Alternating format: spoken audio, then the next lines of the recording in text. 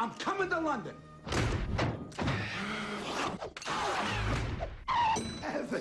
Hoxe viaxamos a Hungría. Lambóns de viaxe, Carlos García Verdugo.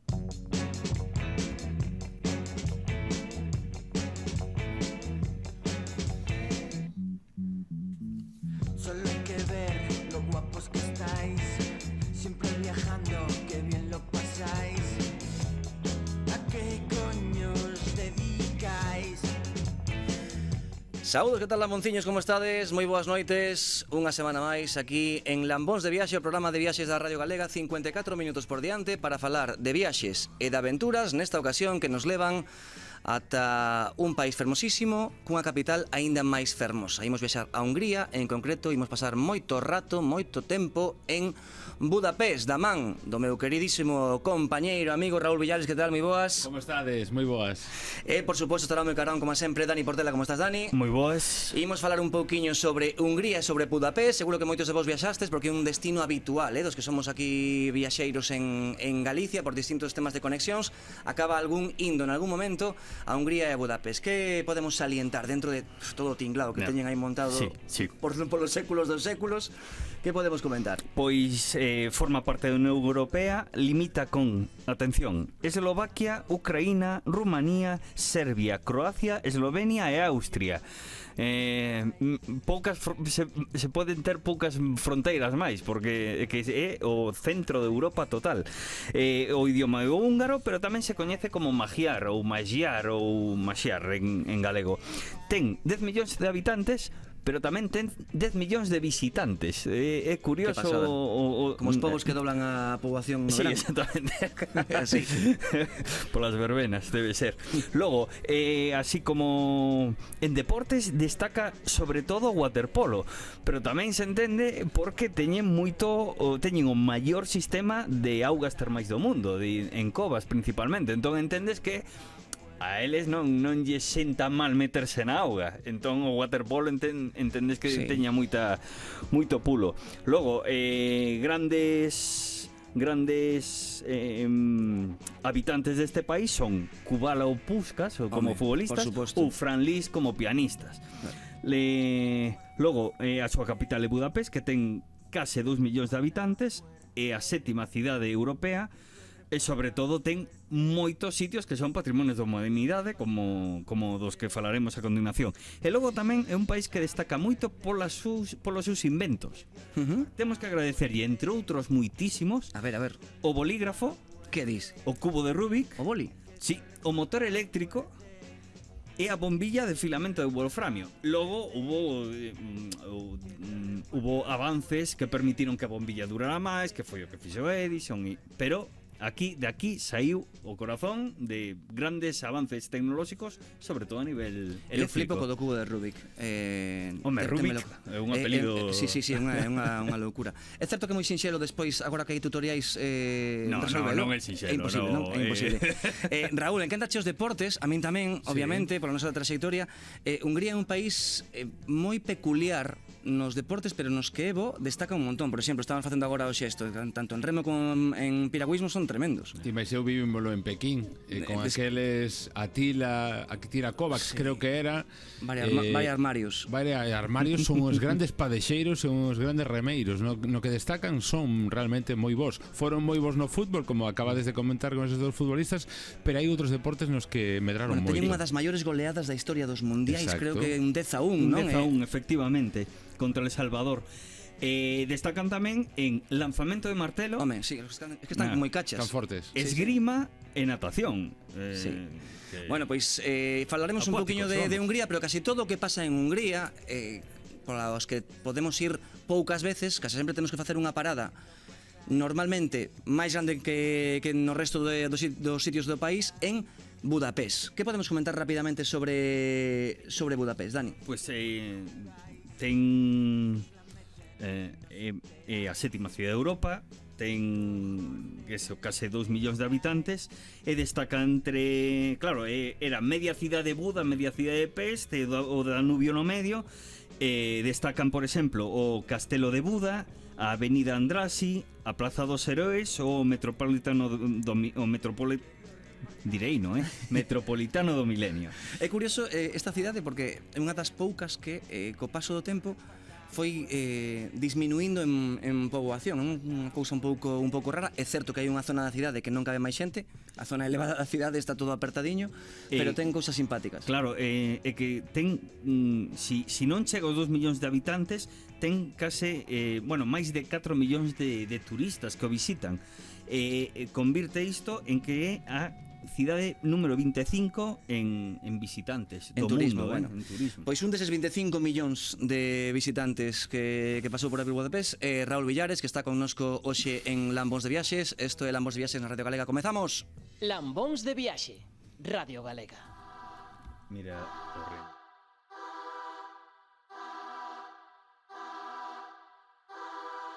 Go, go. Lefele jolozunk, ez itt pop a verzet, ezek budai hegyek. Ide ura, itt hallgatunk mi a burai helyet. Ezek ugyanolyanok, anyakukba lihegek. Ezek udvari bolondok, sok van a vigyerek. A ház halad iderek, csak egy 9-es busz kellett, hogy hazavigyelek. Apám nem unatkozott, sokat hívott, drogozott, és a maga, amit tevetett, lassan kibontakozott. Felizzik a galagolyan, lassan felég a bozó. Nem bírom ezt a filmet, én csak feliratozom. Pois isto é Baguira, que está agora mesmo no número 1 en Spotify en Hungría, e que, bueno, tende a ser o mesmo estilo que traemos sempre. Rapúngaro, non pensaba eu que iba a acabar o día escoitando Rapúngaro. É certo que Hungría ten un marchón que flipas pola noite.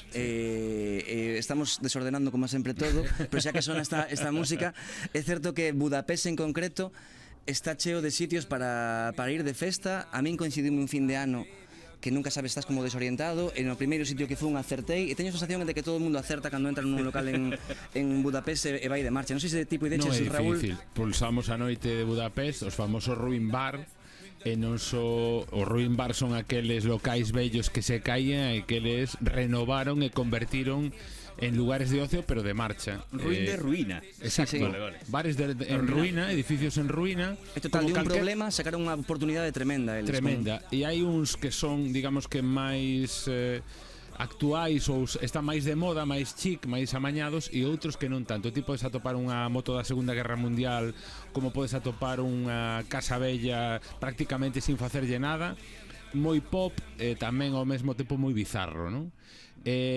É todo no barrio xudeu, así que ese barrio onde realmente está a marcha, en calquer sitio vas poder amañar, porque hai todo tipo de públicos e para todo tipo tamén. Pois xa comezamos a viaxe de Raúl Villares directamente. Pois casualmente non sei por que acabo sempre empezando pola noite. Pues sí. Non sei se ten algo que ver coa Lambóns asignatura nocturnos do de viaxe. presentador, pero acabo empezando pola noite. É certo que Budapest é xigantesco, pero ten un barrio moi pequeniño que é o barrio xudeu, que con rúas super estreitas, que ademais teñen como túneles unhas entre outras, se comunican determinadas tendas unhas con outras, restaurantes que dan dunha rúa a outra. Está completamente desordenado, sí, pero case todo está cheo de bares nos que pode pasar calquera cousa. Podes tomar cubatas, cervexa, comida, non? É unha aventura constante ir a abren pola mañá, e ti pola mañá podes ir a desayunar, podes ir a almorzar ao mediodía, e de noite xa se convirten ou se reconvirten completamente en un local de copas, e podes tomar dende un mojito ata unha cervexa, e incluso a maioría con patios, con xardíns, con zona na que ti estás en plan chill out, tranquilamente. E se queres disco, tamén vas a topar disco. A mí o que máis me gustou foi a variedade. Curiosamente, esta viaxe foi a finais de xullo. Eu pensaba, bueno, vai ser insoportable. Ostras, e tanto, Budapest estaba fenomenal de xente. Non era agobiante, non era bafante a calor, bueno, superando os 30 graus, pero as noites eran maravillosas. E vivimos noites en Budapest moito máis tranquilas do que esperábamos. Esperábamos unha chea de xente, un regueiro en todos os sitios e absolutamente colas en ningún lado. En nos locais de noite, a verdade é que moi disfrutón, moi disfrutón. Incluso levábamos rapazada con nós. Sí? Moi disfrutón para eles tamén, para todos os públicos. E fostes con eles tamén pola noite, sí, a tomar algo? Non podíamos entrar en todos os locais, lóxicamente, por ser menores, pero había locais no que sí que estaba permitido, sempre que non probaron alcohol, estiveran sentados con adultos, por lo tanto estaban con nós e non había ningún tipo de problema. E sobre a zona, non sei se merecida ou non merecida de que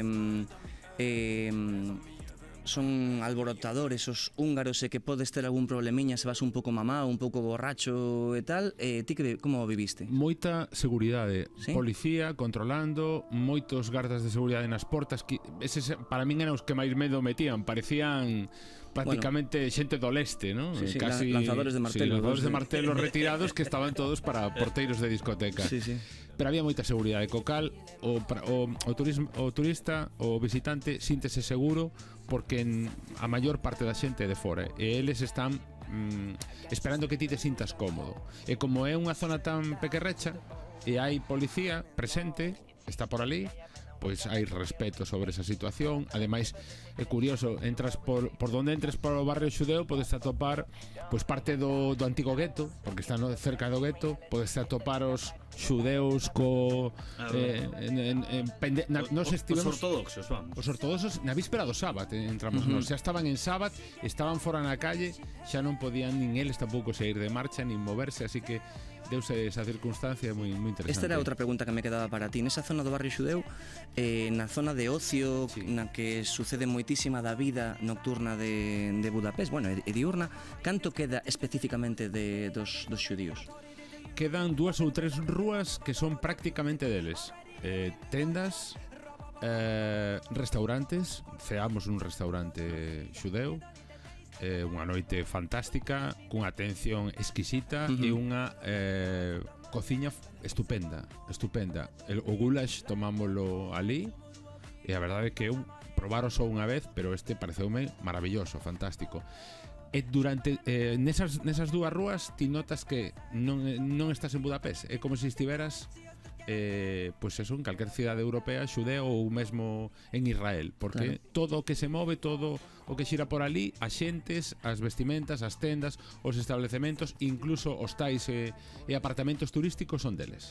Bueno, pois isto é Lambóns de Viaxe na Radio Galega e hoxe estamos falando con Raúl Villares que foi ata Budapest en esta viaxe que acabamos de desordenar como facemos sempre, pois previsiblemente como se chegásemos nun avión pola noite, o primeiro que fixemos foi ir a tomar algo a ese barrio xudeu que é tan peculiar en Budapest, nunha cidade que é realmente xigantesca, case que inabarcable para poder ir andando, en algúns tramos pois ata incluso incómoda porque hai moita altitude, sobre todo nunha parte da cidade. Veña, imos seguir vendo algo máis de Budapest. I will break those chains. I feel so tired from all these days. You make me feel so special and so wasted. You make me feel anxiety rushing through my body. She only wants to hold me. Quando a metà so, aminga ciò che gives a day.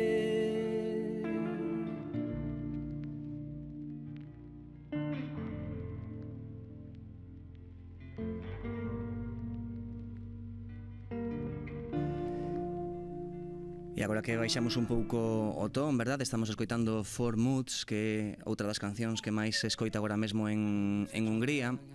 Estábamos vendo os que podedes ver por YouTube unhas fotos fermosísimas dos solpores que hai en Budapest, con que está cheo de castelos, de edificacións xigantescas, con moitísima historia, tamén cuns mercados fermosísimos, dependendo da zona e a época do ano cambia completamente de cor a cidade.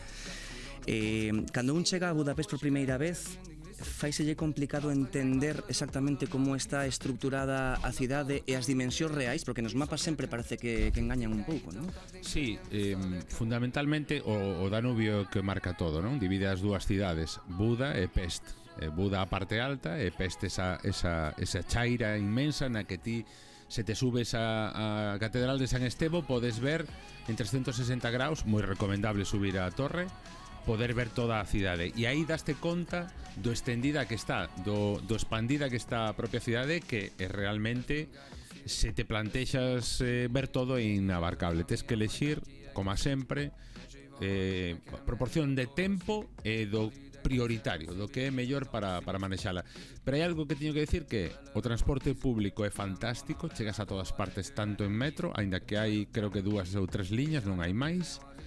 En tranvía e autobús chegas a todos os sitios e con unha puntualidade fantástica. É unha cousa máis sobre o transporte, funciona fenomenal en Budapest porque realmente esta parte alta é todo moi plano, o tema do aluguer dos patinetes eléctricos, porque aparte é moi sinxelo, vai con código Sí. QR, Sí. sinxelo de todo. Démonos de alta, actualizamos, collemos o patinete e para adiante. Cos cativos Sí, tamén, sí. que tal o pasaron? Un divertimento, unha fantasía, porque está moi preparado, hai moito carril bici, está moi preparada a cidade para poderse mover no patinete, non teste que meter o tráfico como o resto dos vehículos, co cual a zona histórica podíase percorrer perfectamente. Eu creo que un dos grandes acertos que sufriu nos últimos anos Budapest con respecto aos que o mellor puidemos ir hai moitos anos e agora tamén hai ben pouco, como mudou a cidade, como entendeu que é unha cidade que é moi utilizable para os patins eléctricos, porque é segura para os turistas, é segura incluso para os turistas, diría, porque a veces xa para os cidadáns a veces pode ser un pouco complexo, pero neste caso ten moitísimas facilidades, o que diste, ten, sobre todo nas dúas beiras do río, que é onde hai as maiores distancias, ten dous carriles bici que están completamente libres para iso. Os free tour en bicicleta e en patins eléctricos había. O sea, había son tour guiados, exactamente, guiados para xente en bicicleta e en patins eléctricos que ian parando nos lugares e eles mesmos tiñan o alugueiro dos patins. E recomendas este sistema como un xeito de aproveitar o tempo na cidade ou é simplemente... O free tour se cadra non, porque non che vai dar tempo a deterte en todo eso que o mellor podes ver andando a pé ou un outro tipo de transporte, porque vas ter que estar pendente de guiar. Pero sí que é moi interesante darse unha volta no patín, porque probablemente tamén vas ver a cidade de outra maneira, e se vas con tranquilidade, non vas tenso, vas poder disfrutar desa outra visión. E para as costas é recomendable para... Bueno, non moito tempo, nos utilizamos só un día. Dixemos, bueno, hoxe sí que vamos ir en patín eléctrico e vámonos mover deste xeito. E caro, prezo, asequible? Creo que sobre 10 euros 24 horas. Buah, Realmente sí, amortizado. Tirado. Amortizado. Non é nada caro. Se ha hecho moito máis caro por horas que colleras 24 horas. Así que Está moi ben. moi ben. Raúl Villares está nos contando hoxe aquí na Radio Galega a súa viaxe a Hungría e sobre todo centrada en Budapest, así que supoño que se estivestes estavos lembrando un montón de cousas, se non estivestes aínda, co ben que explicas cousas, Raúl, pois ides ter un montón de pistas do que se pode facer. Para empezar, Raúl, coa cantidade de barrios que ten Budapest históricos, marcados pola historia da cidade, onde recomendas ti quedarse a dormir? Porque é inmensa, esa é unha primeira lección complicada. Onde quedamos a dormir? Nos tivemos moita sorte. Pensábamos creo que había unha festa, unha celebración anterior xusta cando chegábamos e tivemos un problema co aloxamento. Tiñamos pensado chegar primeiro a Budapest e o que fixemos foi ir directamente ao lago Balatón, pero por unha cuestión de prezo.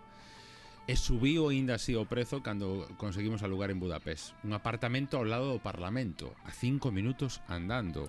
Segundo ves o Parlamento dende o Danubio, a man esquerda, a 5 minutos estábamos nós. Un apartamento para 4 persoas que pasaba dos 100 euros por día. Bueno, podemos pensar, para 4 persoas, pois non é moi caro, non? E francamente foi un auténtico acerto. Esa zona é maravillosa porque é unha zona moi tranquila, moi residencial, está chea é un barrio de anticuarios, co cual está rodeado de tendas de antigüidades, de bares e restaurantes nos que a xente pasea e a vida párase, o sea, todo é máis lento, todo é máis tranquilo, lonxe do bule que pode ser o barrio xudeu. E se un viaxa só ou con amigos, eu recomendaría irse máis cara ao barrio xudeu. Se viaxas con familia a unha zona máis tranquila na que podes baixar, almorzar, tes incluso súper ao lado por se queres comprar, nos tiñamos cociña e os almorzos eran na casa, co pan fresco comprado na panadería, así que esas dúas zonas están ben. E entre o barrio xudeu e a propia zona do Parlamento, todo ese bulevar, que é unha rúa como a diagonal de Barcelona, é moi interesante tamén. Sí. Eu sí que desprezaría San Estevo e as rúas aledañas, porque aí sí que hai máis movimento, probablemente o prezo sexa moito maior porque é a milla de ouro de Budapest, onde están todas as tendas de souvenirs, todas as boutiques e demais. Esa zona o mellor é máis complicada. E excesivamente turística, sí. Pois é máis fácil. Eu concordo contigo, o apartamento nunha das fotos onde estabas. Sí. Bueno, mañá sinalámolo.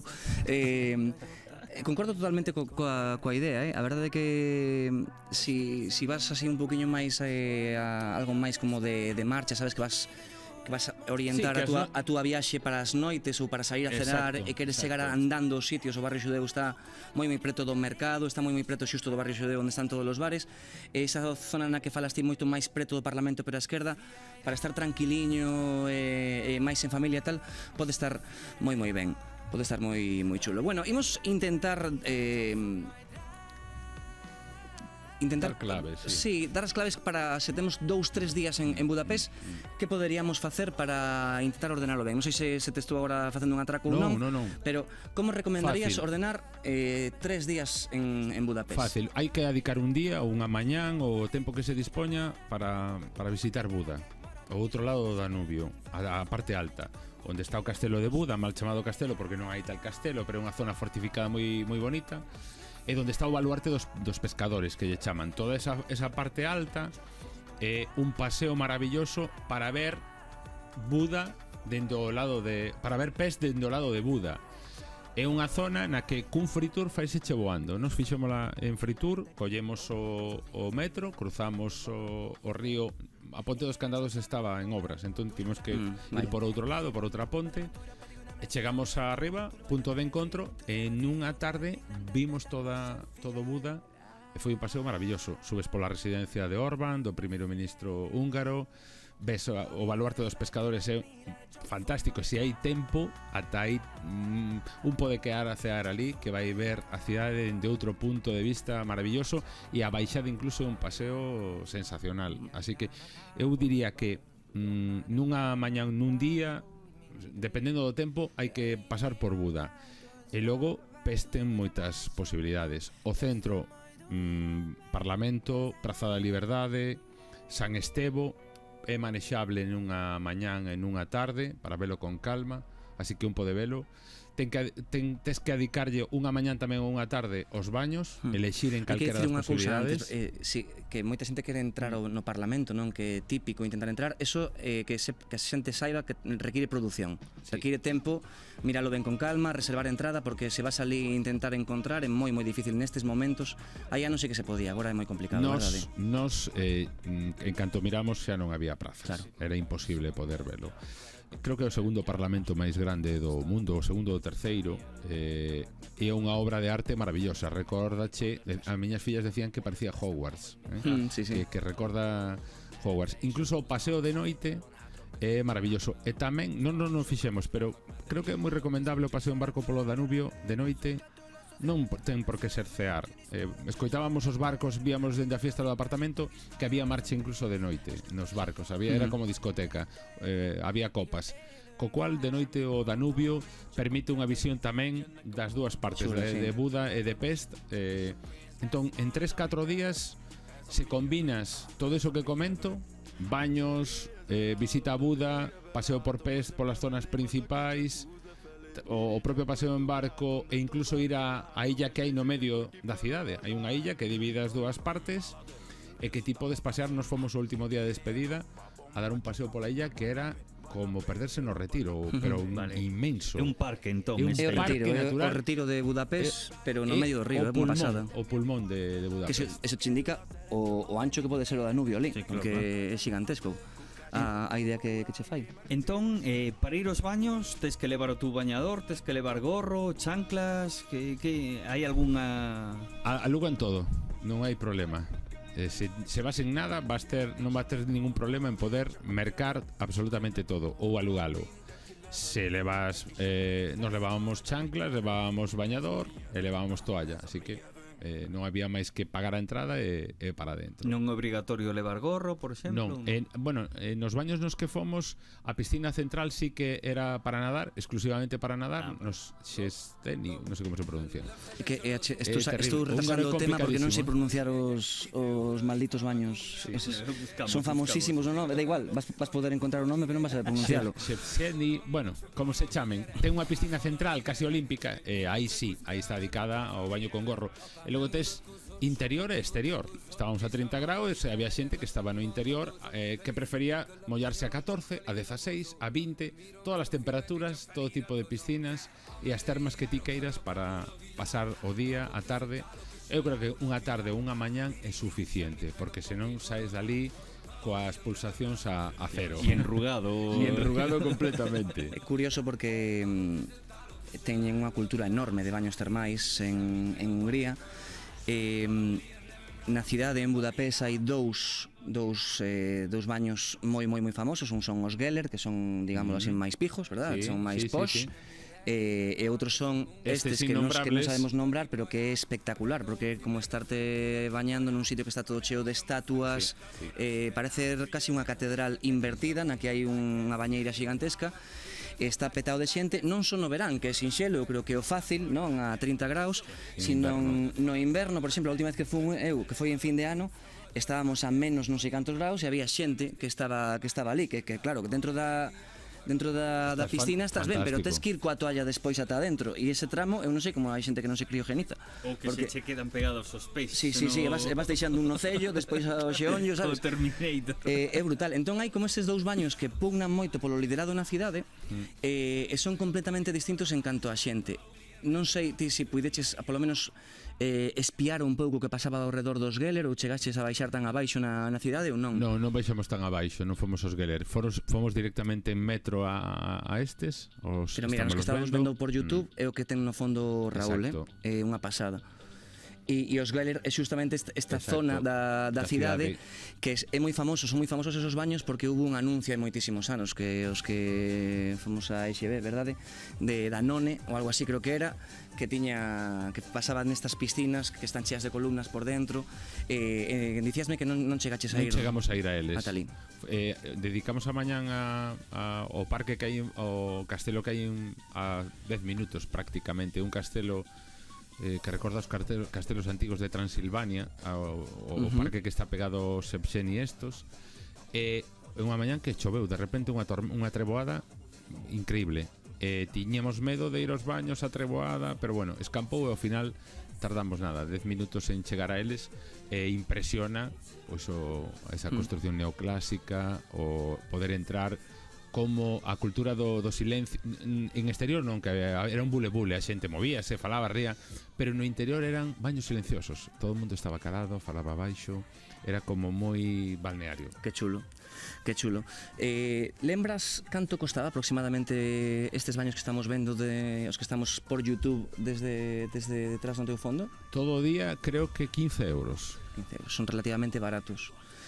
O que é interesante é esa pista que che preguntaba Dani, non? Porque ao final aquí está relativamente lonxe do resto de sitios de Budapest. Que hai que levar mochila, non hai que levar mochila, tes que levar despois todo o día a toalla, é mellor comprar ali as cousas, ti que aconsellarías? Nos levábamos desas toallas super plegables que son microfibra desta, que son de secado rápido. Tiñamos xa o bañador e as chanclas preparadas, éramos 4. En unha mochila pequena collía todo, cabía todo. Xa levábamos as chanclas postas, aínda que houbo treboada e demais, pero coa temperatura que había era verán. Se o fas en inverno tens que levar unha mochila un pouco máis grande, pero portable, sin problema ningún. Hai taquillas, super fácil e automatizado. Ti entras pola porta e xa che asignan a taquilla. Un dos 4 leva a pulseira no pulso, a pulseira coa taquilla abre directamente. Ai, que guai. E noutro que falaremos dela de Hevitz, que é un pouco que estamos vendo tamén, que no Lago Balatón, aí xa era máis profesional. Aí fixémolo por 3 horas. E entón no pulso marcábache o tempo que che quedaba. Ibas marcando e comprobando, quédame unha hora, quédame 55 minutos de visita. Está moi ben preparado. Moito persoal cualificado para calquer tipo de dúbida e axuda en calquer momento. Estaban pendentes absolutamente de todo. E todo en inglés, non? Sin problema. Algúns con máis dificultade para eles, a xente máis maior, pero case todo o mundo falaba inglés e podías te entender, eles iban a entender perfectamente e botarche unha man e indicarche cal eran os camiños, o sitio da túa taquilla e como resolver calquer tipo de problema. A seguridade nos baños é absoluta, privacidade total. En Lambóns de Viaxe, Trebelladas na mochila, con Dani Portela.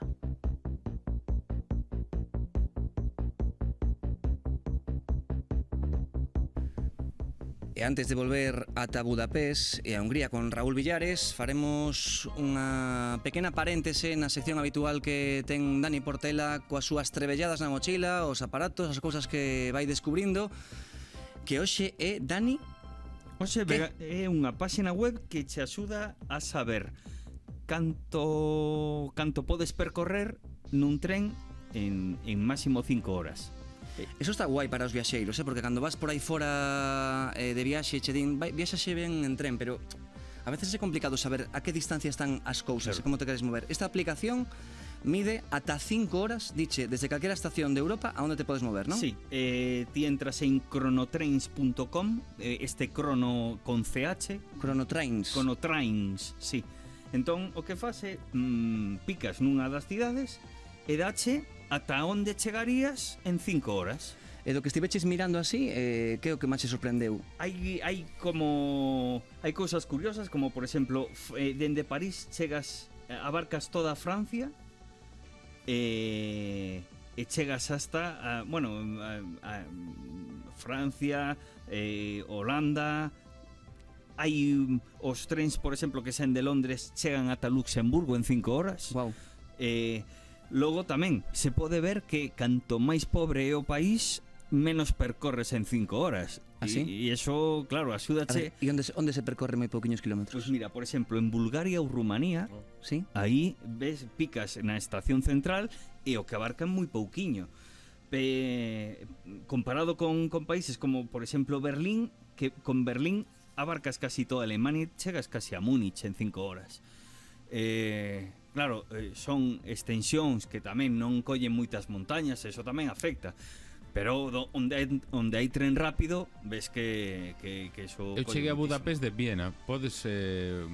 seguro que Viena é un destino que chegas a media Europa. Efectivamente. É que se picas nesta página web en Viena, ves que Viena se un transporte. métese moito en Hungría, pero os trens húngaros entran moi pouco Sí. en Austria, vamos. Entón ves aí a diferencia entre Moi chulo. digamos que a mancha que abarca é menor nun sentido que outro. Como? Ou os trens suizos que chegan ata, bueno, podes chegar ata Luxemburgo, incluso a Bélxica, si... Claro. Bueno, claro, son zonas montañosas, abarcan menos e é un compendio entre accidentes xeográficos ou calidad de vida, ou como se chama, nivel económico, basicamente, claro. sí. Bueno. É interesante, repito, chamase Chronotrains. E tamén pode axudarche a dicir, bueno, esta excursión é asumible cando estamos noutra cidade, sabes? Estánnos atacando os hackers, polo Sí. que se ve. Sí, ímolo a intentar arranxar nun momentiño. Imos volver agora mesmo con Raúl Villares e a súa viaxe a Budapest. Lambóns de viaxe. Contanos a túa viaxe no noso Instagram @lambónsdeviaxe.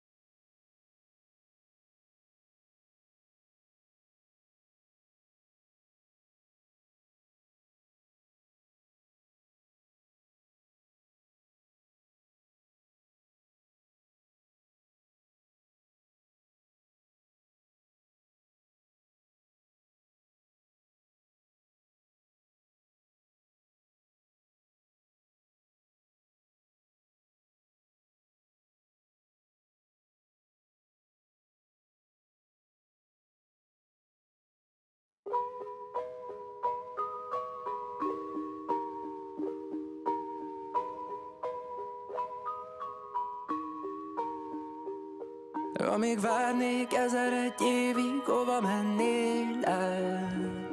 Tudom, révbe értél rég, nekem marad a magány. Tudom, most is hallod a konnyaim, mégsem érzed át. De ha kicsit tisztul a szívem, és a szíved újra visszavársz. De mi a fasz? Már 1000 éve erre vártál, akkor mi aggaszt? Most este úgy csinálok mindent, hogy az nyomot hagy, és majd egy pillanatra teszem fel az életem. Az idő csak az egyetlen, ami kiakaszt, és egy pici az ittóságos. Este tema famosísimo ahora mismo en Hungría que falan dun desamor entre dous adolescentes que non teño nin idea, pero supoño que será eso, será eso, ¿no? Estaba flipando. Tiña toda esa pinta. Que intensidade. Cando se digan as cousas así con seguridade... Claro, e xa está. Bueno, imos rematar a viaxe por Budapest con algunha das anécdotas. En todas hai anécdotas, supoño Sí. que Raúl Villares terá algunha e seguro que terá que ser relativa aos deportes, porque senón Non quedo pode ser de completamente outra decepcionado. maneira. Estábamos na Catedral de San Estevo, no centro, que é maravillosa, subir á torre. Baixábamos da torre, estábamos lendo que Pancho Puskás, Ferenc Puskás, o xogador máis importante húngaro do século XX, que xogou no Real Madrid, que aquí lle chamaron Pancho en España, que ten un estadio que é o Ferenc Puskás Stadium, e logo ten outro que é o Pancho Puskás, que está alonxado, é a cidade deportiva da Puskás Academy. Bueno, pois Pancho Puskás foi un heroe nacional, ele sentíase moi húngaro, aínda que fora moi español tamén, xogou coa selección española e coa húngara, foi subcampeón do mundo, para ele é un heroe nacional. Está enterrado na igrexa, eu percorrendo a igrexa, dando voltas pola catedral, pregunteille a un cura que resulta que era rumano, non era húngaro, e díxome, eu non sei nada aquí de Puskás. Fun a preguntarlle a un dos da porta, mira, a tumba de Puskás, non sei, pregúntalle a aquel. Ata que ao cuarto, atopei ao cuarto e dixo, hola. E dixen eu, hola. Queres ver a tumba de Puskás? Sí, non se pode visitar. Oh, somos españois, viñamos aquí, choramos. Por favor. Do Real Madrid, no? Bueno, algunha había do Real Madrid, simpatizante polo menos. E dixo, bueno, colleu unhas chaves, abreu unha porta, entramos á cripta, baixounos, un pasillo enorme, un montón de tumbas, a propia tumba de San Estevo, que se ve ali, ten unha estatua fermosísima, e chegamos, aquí está. Puskás Efectivamente, está soterrado o carón de San Estevo. está a poucos metros de San Estevo. Outro santo máis, Ostras, ali. sí, hasta que punto, El e Coxis, aquel que xogou no Barça, que tamén era húngaro e formaba parte daquela maravillosa selección Maxar que foi campeón olímpica e subcampeón do mundo nos 50. Con Kubala e con... Sibor, Kubala, etc. Bueno, ali sacamos a foto emocionados. Estamos nun momento increíble, privado prácticamente, porque non había ninguén na cripta. Bueno, demos das gracias a aquel home que nos pasou a visitar, e logo xa nos enteramos que houbo, que estivo aberta por moitos momentos, pero que houbo unha pequena, como unha agresión con ovos, ou que trataron de agredir a tumba, e que se pechou dende ese momento a cripta e xa non se abreu máis. E que sabía español aquel home ou era No, español? solo hola. Solo hola. Solo hola. Escoitou Logo falamos en inglés, pero ese momento comprou, o sea, o contrasinal era sodes españois, hola, hola, buenas. E aí ¿qué tal? rematou a conversación. E aí rematou a conversación. Pero bueno, que emocionante. Imos ata aquí, estamos vendo no fondo algunha das imaxes das excursións que fixeches. Unha era un dos lagos máis importantes que hai en Centro Europa. Sí, o lago Balatón. O lago Balatón, para que nos fagamos a idea, ten 80 km de longo, 80 km, 80 km é un... e 14 de ancho. É navegable ao 100%, está de lo vendo, ten unha auga cristalina que parece así dun color turquesa, podes te bañar en calquer sitio, aínda que ten un fondo de lodo, pero coa calor que fai dá gusto meterse E é moi nel. profundo, non? Non é moi profundo. Creo que no máximo 3 metros, 4 metros nas zonas máis profundas. Na zona, digamos, que está habitada, que é casi todo alrededor, toda a contorna do lago ten zona de baño. Toda a contorna do lago é como se estiveras en Marbella, en Estepona, no Mediterráneo, no verán. Pero, o sea, con area ou... É unha pasada. Con area na zona de baño, vale. Pero todo alrededor é zona de costa preparada para o turismo, claro, e para vivir do lago. Si son 80 km de costa, é que un montón. E os 80 km de longo de perímetro serán 180, 170 o perímetro do lago. Está todo para ir en bicicleta. Se queres dar unha volta en carril bici qué pasada. ou pasear, Qué chulo. poder dar a volta completa. Pero eso son unha kilometrada, se son 80 200, eso tens que levar varios días. Qué guai. Está cheo de casas de alugueiro, de zonas termais, de baños que che recordan a Dirty Dancing, a película de Dirty Dancing, zonas de veraneo, e outras, o que digo, como se fores o Mediterráneo. Nos pasamos ali 3 días, 2 noites. E estivemos nunha das fotos que se ve nun pobiño que se chama Hevich, que é fantástico, tranquilísimo. Ás 8 da noite xa se apagan todas as luces, todo o mundo xa está prácticamente na cama, érguense moi pronto, e fomos a unhos baños que levábamos os churros típicos estes que levan aquí as señoras á piscina. Todo o mundo co seu churro e para auga. E tamén un baño silencioso, 7 ou 8 da mañán. Pero porque non saben nadar? Non, por qué? Porque por a flotabilidade, porque te tiras e deixaste ir. Ti meteste co churro e vaste movendo que non nadas, non fas nada. Como é auga termal, non necesitas, ten unha flotabilidade e unha temperatura que te deixas ir. Faltache pois o mojito prácticamente para seguir pola mañá. Estivemos 3 horas. Bo almorzo. O alugueiro nestes baños Hevich, H-E-V-I-Z, inmensos, cunha cantidad de xente tremenda, tamén cunha seguridade e un aparcamento inmenso para poder acceder. Todo o mundo iba a eses baños pola mañán. E ese é un dos moitos povos que hai alrededor do lago, unha chea deles. Hai un parque xeolóxico que é o Alto Balatón, non recordo como se chamaba o povo, pero creo que teño apuntado por aquí, que é moi recomendable tamén a visita. Nos chegamos tamén sen facer a reserva previa a Tapolca. Vale. Tapolca ten unhas covas que ti metes nunha barquiña, creo que son 50 ou 60 metros, e percorres as covas por dentro, pero sei que é unha auténtica maravilla, unha pasada. É un pobo como se paras aquí en Ordes e de repente en Ordes hai unhas covas aí fantásticas. E é xeoparque, co cual está protegido, ten unha afluencia tremenda, e o noso erro foi ir sin a reserva previa. Ia a decirche que sodes para ir con nenos e todo isto. Sí, trátase de ir sen reservar así os sitios, claro. Quer decir que tedes moita sorte ou moita experiencia, que ao final cando tedes moita experiencia tamén se saben ben as cousas, pero en plena temporada alta non contábamos con que tivera esa afluencia ao xeoparque, pero en realidade sí que había. En Balatón é moi fácil reservar en calquera casa. Nós tivemos nunha casa particular dunha señora que tiña 4 apartamentos. É fácil, é barato, por menos de 100 euros durmen 4 persoas ao día. Incluso en temporada alta, porque lembremos que Raúl estivo ali en xullo, da última semana de xullo, xa comenzando agosto, así que o prezo é moi razonable. Se queres ir a algo superior, tamén o hai. E como chegaches ali dende Budapest? Foches en tren ou coche de alugueiro? Durante 3 días para ir a Budapest e volver. E condúcese ben en Hungría? Perfectamente. Hai unha autopista que cruza, que é gratuita, unha autovía ou autopista sen peaxe, que cruza o país de norte a suroeste, porque o transporte principal vai por estrada. De feito, íbamos facendo fotos ás matrículas dende Estonia, matrículas estonas ata matrículas rumanas, rusas. Unha diversidade enorme, ¿no? De nacionalidades. Alucinante, nunca había tanta diversidade. Claro, é Centro Europa, falábamos do que todo o que rodea é unha barbaridade. Pero condúcese ben, esta zona do lago especialmente é maravilloso, dá gusto. O que lle guste conducir vai no disfrutar, porque é como se conduciras pola Costa Azul ou porque o lago está aí sempre, e é unha zona moi cuidada, moi extremadamente cuidada. Calquera centro turístico como este do lago Balatón que nos estás comentando ten algún pobo pequeniño como Hevich que nos estabas comentando, o seu lago,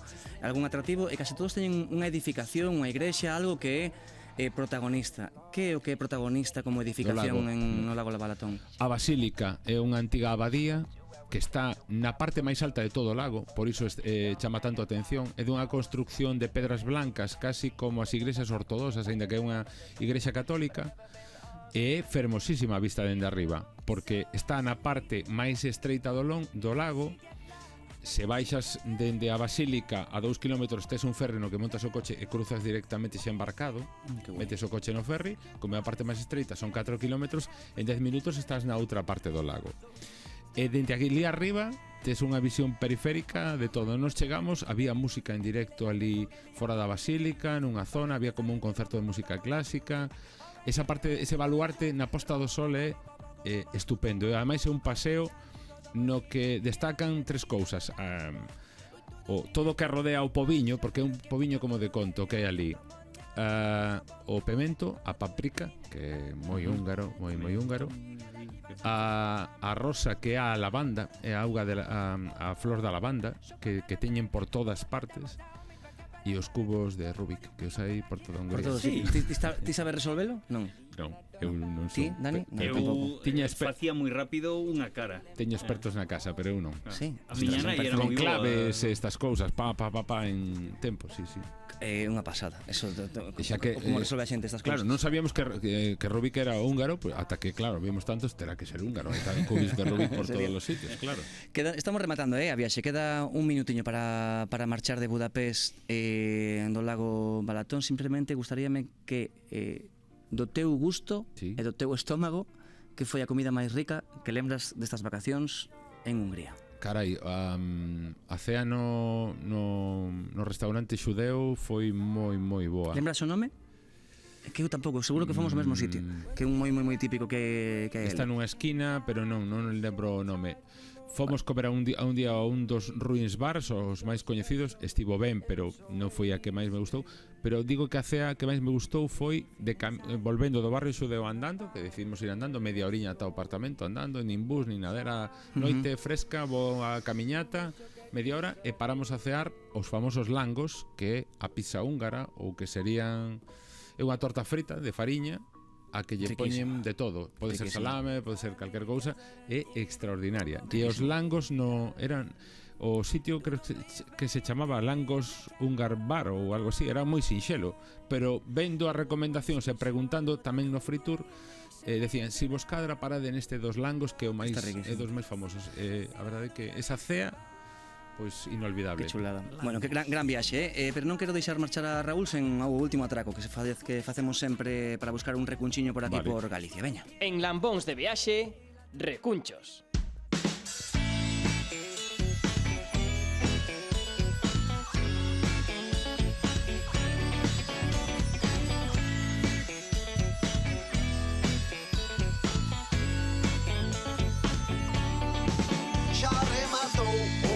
Xa teño frío, estamos en agosto e quero pasarme esta noite contigo sin frío. Era mandos monolios, imos rematar esta fantástica viaxe a Hungría, centrada sobre todo en Budapest, pero con algunha excursión a maiores.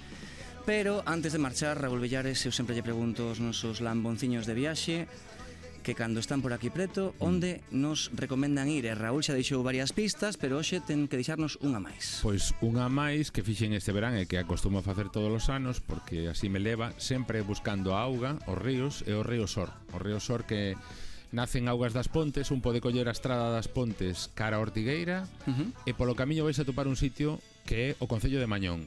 Pois hai que parar en Grañas do Sor ou nas Ribeiras do Sor.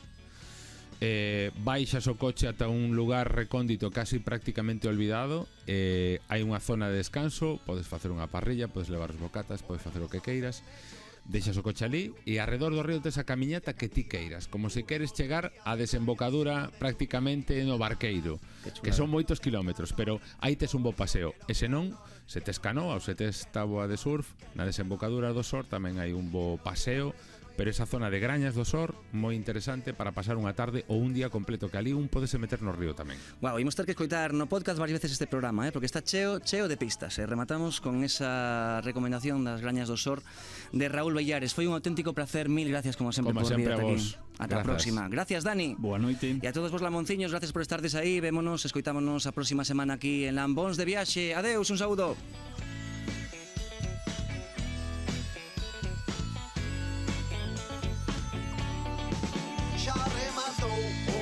Xa teño frío, estamos en agosto e quero pasarme esta noite contigo sin frío. Non me importa que non estés, este frío provócame estrés. Por min quedamos ás 3, por favor cho pido. Quero quedarme esta noite contigo, baby.